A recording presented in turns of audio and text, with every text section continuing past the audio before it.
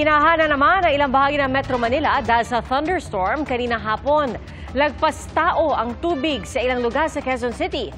At saksi, si Nico Wahe. Malalim ang baha sa bahaging ito ng Barangay Santo Domingo sa Quezon City. Kung may makakadaan, tanging bangka at malalaking sasakyan lang. Gaya ng truck na ito na tila nag-ala submarine at sinuyod ang kahabaan ng Santo Domingo. Hindi alintana ang mataas na baha. Kaya naman bitbit niya rin ang malaking alon sa bawat daraanan niya. Kaya ang resulta, nagkasira-sira ang mga gate ng bahay na nadaanan niya matapos hampasin ang malaking alon. Hindi namin nakita, basta nakita namin yung gate, sira na. Aminado naman ang pahinante at driver sa nagawa nila. Kala po namin kasi hindi ganong malalim. Pagdaan po namin dito, di namin alam na pababa pala yan. Umabot po sa ganito kataas yung tubig. Binilo na po namin kasi matitingga po kami sa gitna pag huminto kami. Binilisan niyo? Opo. Kaya po ginaganyan nangyari. Isang Santo Domingo sa 63 area sa Quezon City na binaha matapos ang tuloy-tuloy na pag-ulan mula kaninang tanghali. May ilang estudyanteng stranded din sa baha sa Santo Domingo. May pasok kayo kanina? Opo, meron po. O tapos, ano nangyari? Ayun po. Lakas po ng ulan. Lakas ng ulan. Wow. So pinauwi kayo? Hindi po. Pauwi na kayo? Uwi ano po talaga namin. Uwi ano talaga? Wala po po suspended. Lampas tao na ang baha sa Barangay Talayan kaya abala sa pag-rescue ang bangka ng Quezon City Disaster Risk Reduction and Management Office.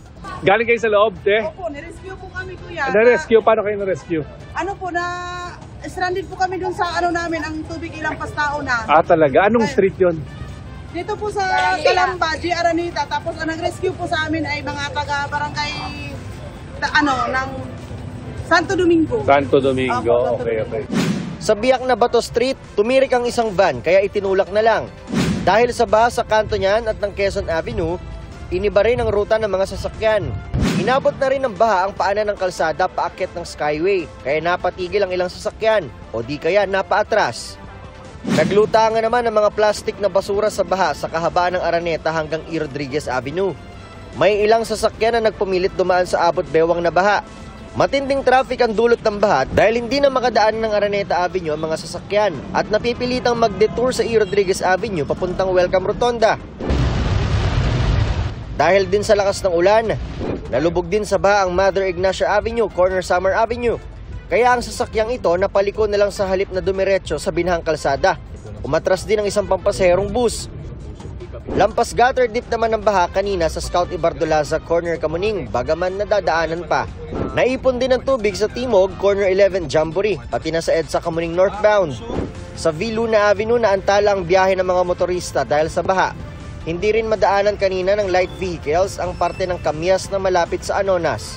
Bumagal din ang daloy ng trapiko sa Elliptical Road at Commonwealth dahil sa baha. Ayon sa Quezon City DRRMO, mag-aalas 6 na ng gabi nang humupa ang lahat ng baha.